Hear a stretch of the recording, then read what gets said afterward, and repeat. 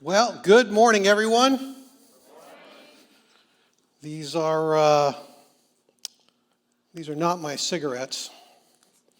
I got them from Cheryl. And Trevor told me how to open them. So go figure that one out.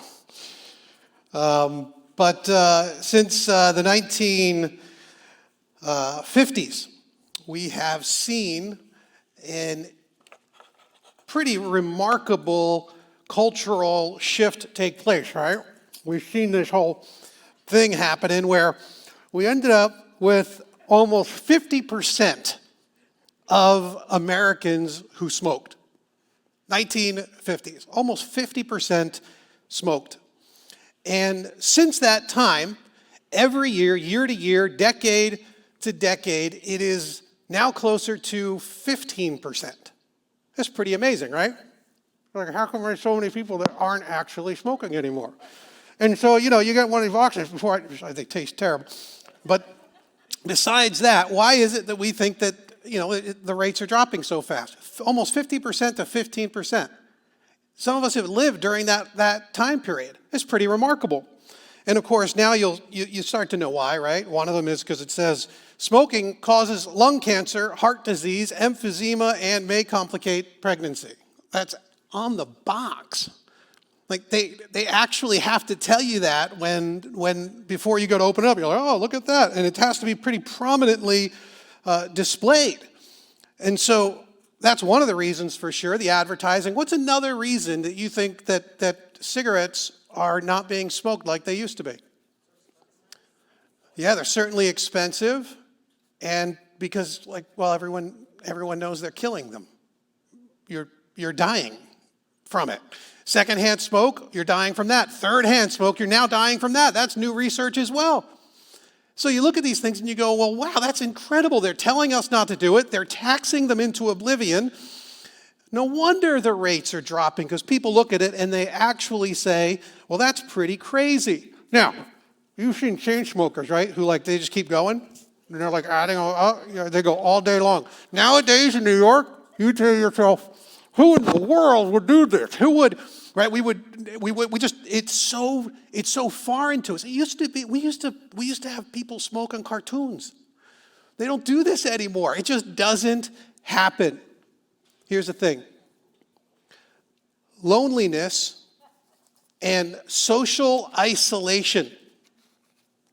It's the equivalent of smoking how many cigarettes do you think? One? No. Social isolation is the equivalent of smoking 15 cigarettes a day. That's sort of madness, right? Who would you think? 15 a day, that's a serious problem. If it was a friend of yours, you'd be concerned. You'd know that they were killing themselves. That's what research tells us. Social isolation can be as damaging to your physical health. Not just your emotional health, to your physical health as smoking 15 cigarettes a day. This is pretty bad news, considering that more and more people are now living alone. This used to be something where in the 1960s, end of the 60s, there were 17% of people who were now living alone. Now it's up to 28%. And we're seeing these trends escalating. There's less participation in social groups. There are smaller families than we've ever had. Dropping church attendance. People have fewer friends. They have longer and lonelier retirements now than they have ever had. These are all risk factors for dying sooner than you need to. Guess what age brackets are struggling? Everyone knows, of course, the loneliness epidemic among the elderly, but look at this. The loneliest, the groups of society that say they are the loneliest are the youngest folks. Gen Z, millennials, reporting huge numbers when reflecting on this. And of course, we also know that it's more prevalent among men than it is among women. Not a big surprise for most all of the men. that I talk to. Social isolation means that you get sadder. And with steeper cognitive decline, research tells us it means you get dumber. And then it tells you that you get sicker. Loneliness equals actual heart disease, not just broken hearts. Actual heart disease, which means, and this is really, really important, this is my takeaway from these statistics. If you take a friend out to Shake Shack and you enjoy a burger and a milkshake and fries, it is probably better for your heart than staying home and eating a salad. That's what I'm taking away from this research. And so any of you up for a Shake Shack trip, let me know, and we will go hang out and avoid the lonely salad. And these are, by the way, these are mostly pre-COVID statistics, so you know things are getting worse. Connectedness is more important for physical, emotional, and spiritual health than most anything else. Beacon is committed to helping, encouraging, cajoling all of the folks who call Beacon Church home and finding a community of faith, an environment where you can love and you can be loved. And that's in our small groups ministry. This is a huge value for us here. And so I want to lay out my goal for this message kind of up front rather than surprise you with it at the end. Right now, Beacon has more people in our small groups than we have in Sunday morning attendance, which is pretty amazing. And at first, that sounds like a pretty spectacular thing. But these are also COVID attendance numbers. And so we also know that a whole lot of folks haven't been connected. So if you take everyone who we think calls Beacon Church home, meaning they attend or they participate in something that we do here as a church with some level of regularity, if you take all of those people, then you compare that to the number of people who are currently in small groups, we average between 40 and 45% of our congregation being involved in a small group. That's a great number, and I'm super pumped about that. But that leaves a whole lot of people who aren't. It leaves a whole lot of people who are still more disconnected and socially isolated. And I simply want more folks to experience what life is like in Christian community. And I yearn for this day when every single person who calls Beacon Church home will have a place, a small group, a spiritual tribe. Call it what you will. They will have a group of people where a place where they can love and be loved by their brothers and sisters in Christ. And if you're in a great group here this morning, that is fantastic, and I am super pumped for you, and I want your group to be even more awesomer. Can I use that? Is that like I want it to be awesomer than it is now, because if you say your group is awesome, I want it awesomer, and I want to fold more people who are disconnected into that awesomeness.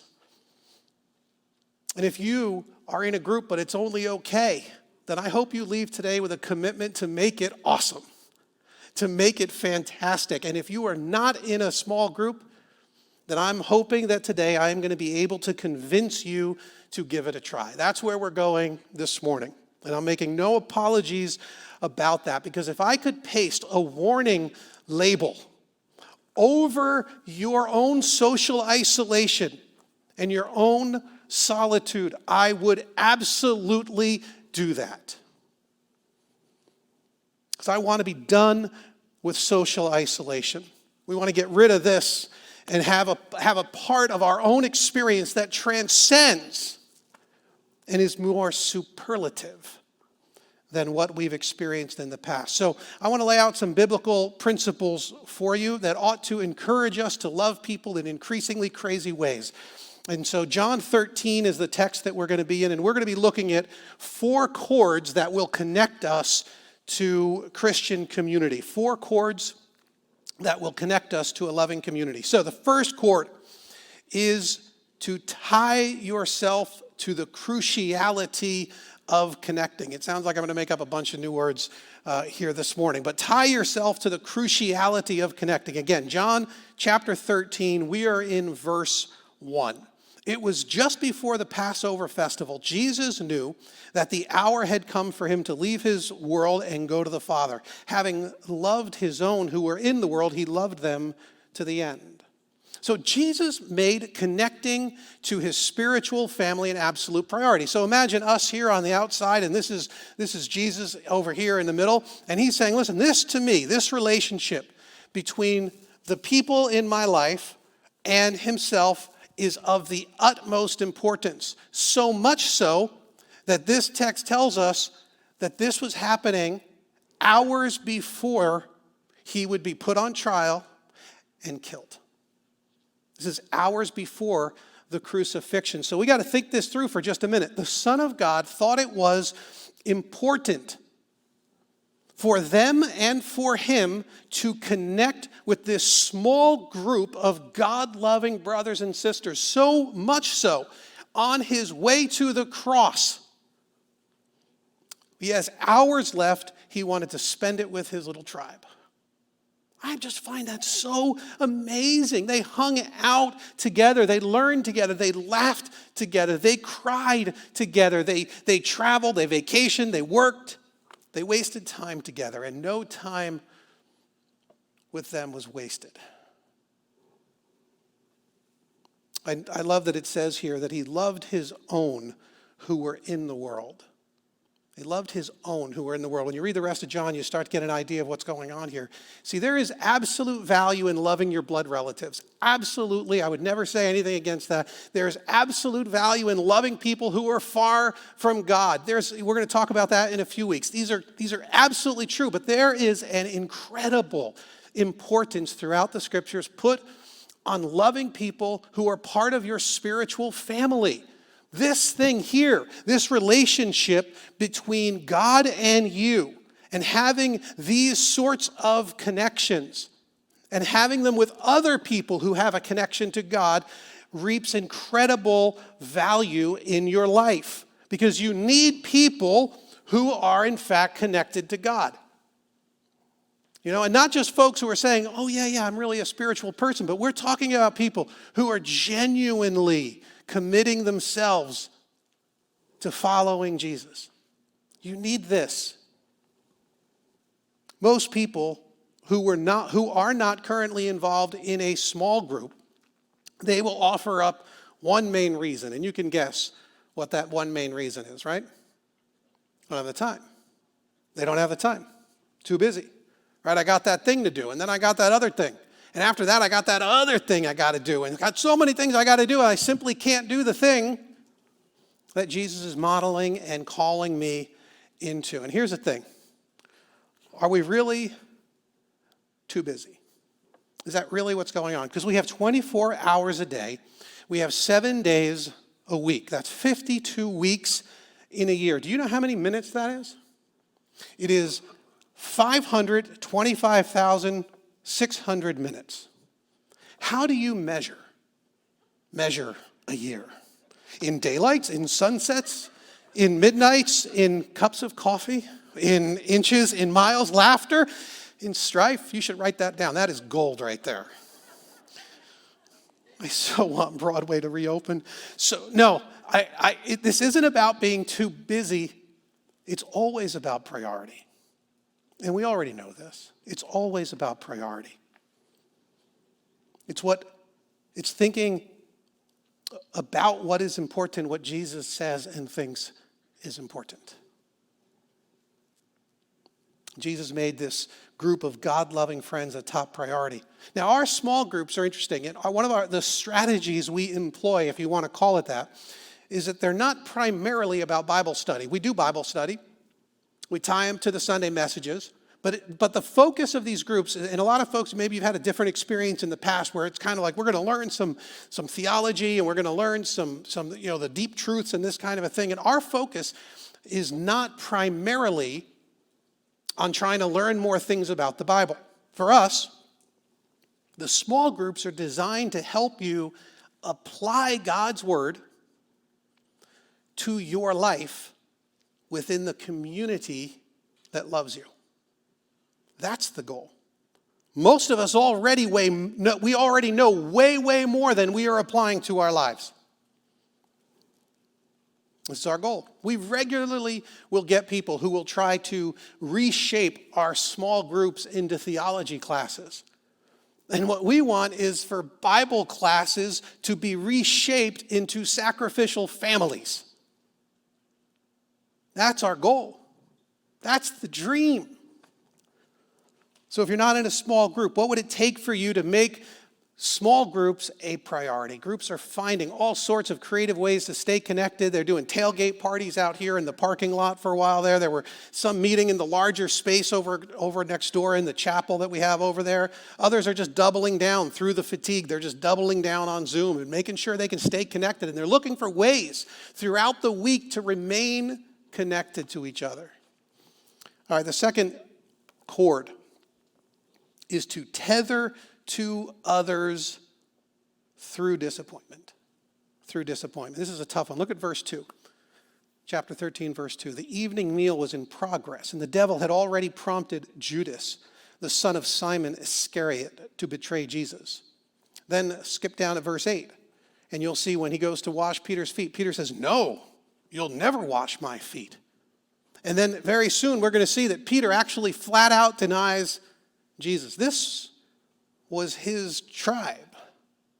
These are the folks who he's about to do this incredible foot washing and he's been pouring his life into. You know, people leave churches for all sorts of reasons, but of course it's mostly because they did not feel connected. They didn't feel loved, or there was some sort of conflict or some sort of disagreement, hurt or hypocrisy or something like that. And we see in the life of Jesus that Jesus is pushing through these disappointments, these failures, this heartache. I mean, Peter, let's just take Peter as an example. Peter was often dull. He was usually brash. He was always running at the mouth. He was making promises he couldn't keep. He took sacred moments like the Mount of Transfiguration, and he just completely screwed them up. He falls asleep at prayer meetings. He makes minorities feel like second-class citizens. Peter failed to support his friends in their time of need. He proved cowardly and faithless and full of envy. And Jesus comes up into the scene and he goes, "Peter, I love you. I know what you did. I know what you're going to do. And I know how you're going to disappoint me. And I love you." He's pushing through this disappointment. This is so encouraging for me. Jesus served those who consistently failed him. Jesus tethers himself to Peter and he presses through the disappointments and through the failures. And that enables Peter to become the rock upon which the church was built. You know, some of you are resisting tethering yourself to a small group because you have been burned in the past. Because someone has disappointed you. Because a group of people have let you down. They have said stupid things and they have failed you when you needed them. You might be thinking, well, what if I just don't like them? You know, what if they irritate me? What if they hurt me in the future? Loving others means humbly serving them despite themselves. One of the unique features of our small groups is that we don't encourage them to be built around life stage or even lifestyle, but around geography. This is a little bit unusual. But we do this because we know what our patterns are, right? When you pick your friends, you will pick people very often who are like you and who like you. That's super convenient. It makes for easy friendships and very little room for real spiritual growth. When you are born into a family, that's a little different because now you got to put up with whoever is living in your house and visiting on holidays. You got to put up with that annoying older brother. It doesn't matter. He lives in the house. And so now I got to put up with him. And then, holidays roll around and your crazy aunt shows up. And if you're thinking about yourself, man, there's no crazy aunt in my family. Maybe. that might be true. Something goes on when we have to figure out how to relate to people from every life stage and every generation. Something beautiful happens. One of the quotes that came up, we were asking our small groups for some feedback on how things are going, and one of the participants said that the group always felt like a family that I just came to know, never like strangers. See, you choose your friends, but your family chooses you through blood, and here we are as brothers and sisters in Christ under his blood. The blood connects us. And so we love this value of diversity in age and life stage and race and emotional differences and marital different situations and statuses and things like that. And this is your family. And in group life, we get to embrace and we get to push past the disappointments to start to get a taste of real love. Third chord is to yoke yourself to others in humility. Look at verse 3. Jesus knew that the Father had put all things under his power and that he had come from God and was returning to God. So he got up from the meal, he took off his outer clothing, he wrapped a towel around his waist. After that, he poured water into a basin, he began to wash the disciples' feet, drying them with a towel that was wrapped around him. Now, look at verse 14. Now that I, your Lord and teacher, have washed your feet, you also should wash one another's feet. I've set you an example. You should do as I have done for you. Foot washing, of course, was an unprecedented example of humiliation. In the Greco-Roman world at the time, humility as a virtue wasn't really a thing. I mean, you could do it and people would talk about it, but mostly humility wasn't even really seen as a virtue in the Greco-Roman world. In Hebrew thought, among the rabbis, humility did have a good place, a place of pride and encouragement, if you could say it like that. But they did encourage humility. But this was something different. This was too much. The only people who would be washing feet in a situation like this would be the household servants or the slaves. And so for Jesus to do this was way, way unexpected and over the top. I think what he's doing here is I think he's trying to set a way for us. He's trying to show us something. That Jesus himself could do this. It was a way for him to say, love each other with radical humility. Radical humility. Which means that we live as if others are more important than us. Can we do that? Can we live as if others are more important? Can you live as if others are more important than you? We get to love like their needs take priority over our needs. I'm reflecting on it this week, and it dawns on me that Jesus is the only one who ends up at dinner with dirty feet. There's no indication anybody washed his feet. It happens sometimes. We have dozens and dozens of stories from our groups where people are learning to love each other in sacrificial ways. They're sharing money and they're making meals and they're giving of their time and their creativity. They've purchased vehicles and appliances and they've thrown parties for the graduates, the COVID graduates who weren't going to be able to experience it. They put together gift bags and all of these kinds of things. Trying to figure out ways. Are you going to look for ways that you might humbly love your group? And if you aren't in a group, what are you missing out on? Why would you? This is an incredible opportunity in your own spiritual journey to have a group, an opportunity to practice this very thing that Jesus encouraged and modeled for us to do. The fourth chord, strap yourself to the servitude of Christ. I know that's a funny way of kind of phrasing this, but think this through. Look at verse 6 with me. He said to Simon Peter, who said to him, Lord, are you going to wash my feet?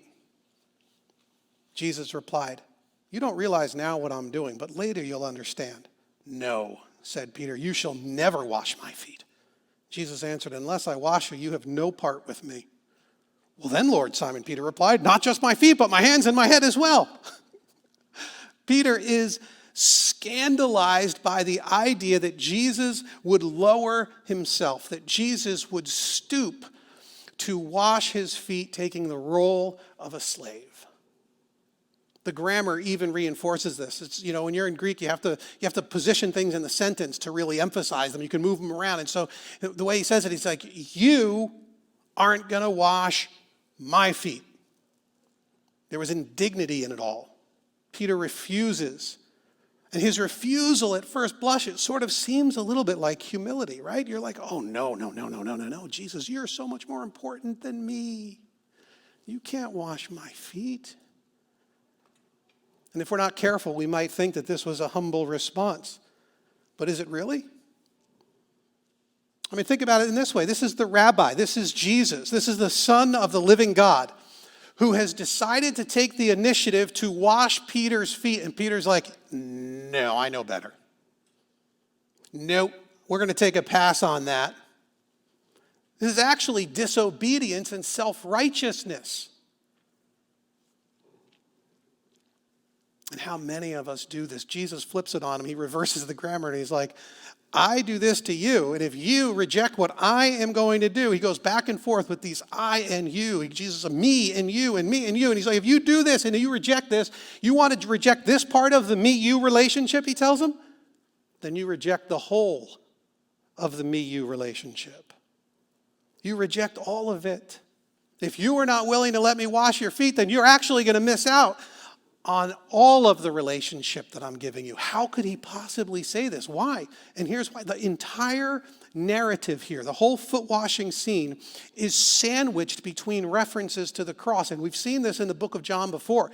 He likes to take a story, he starts a story, and he ends a story over here, and then he puts another story in between them, and he wants you to interpret this story with this story. And he wants this one to be related to this story. And so he's done it grammatically for you because he wants you to connect these stories. And he is connecting this foot washing with the crucifixion, with his death on the cross. And of course, as soon as you start to see it, you go, of course he does. Jesus goes to the cross to save us from our sins. So if Jesus didn't die, we could actually never receive salvation. We're saved because we trust what Jesus did on the cross, which means we are saved because of his humiliation. His humiliation equals our exaltation. And he's trying to teach them this. He's trying to show them this. Peter is scandalized by his humiliation, which will lead to his ultimate exaltation. Are we as well? I think lots of us will struggle with this. I do not easily receive help. Is anyone else with me on this? It is hard for me to do. Recently, I got back on social media. I've been off it for like 8 months or more mostly because of all of the heartache after the murder of George Floyd and the politics and then the run-up to the election, and it was just madness, and I'm like, I am done with all this garbage. So anyway, I'm back on now, and I get back on, and since then, we'd moved back into our house. We had a house fire like forever ago now, it seems. But so I get back on, and I start to go through, and I realize that since that happened, the Kelly family's had quite a year. And I don't talk about it much. I'm just certainly not inclined to. After the fire, I actually told myself I was allowed to mention it in 2 messages, and that's it. I wasn't allowed to talk about it any more than that, because then people are going to be like, oh, they must be really hurting. They've got to be really sad. They've got to be overwhelmed or struggling in some way.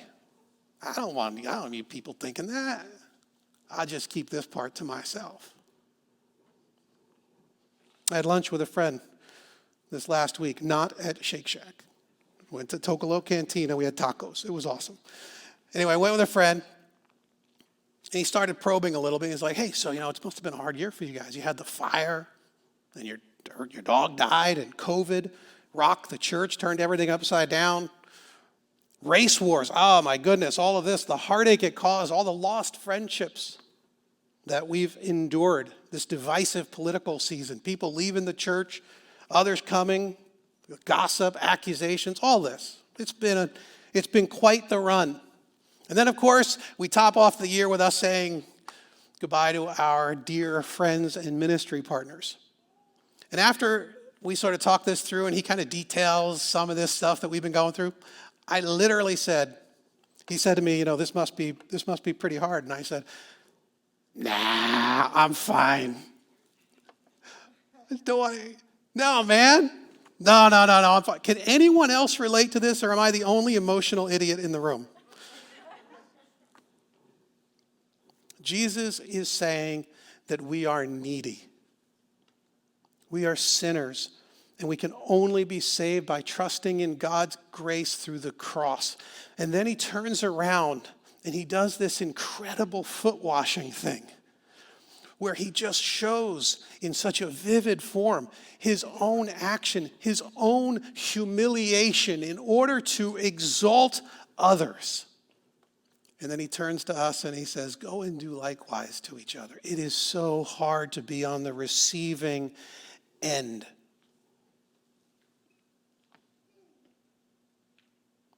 Are we going to be exalted by receiving the humiliation of Christ? And if so, then will we let the humility of others lift us up?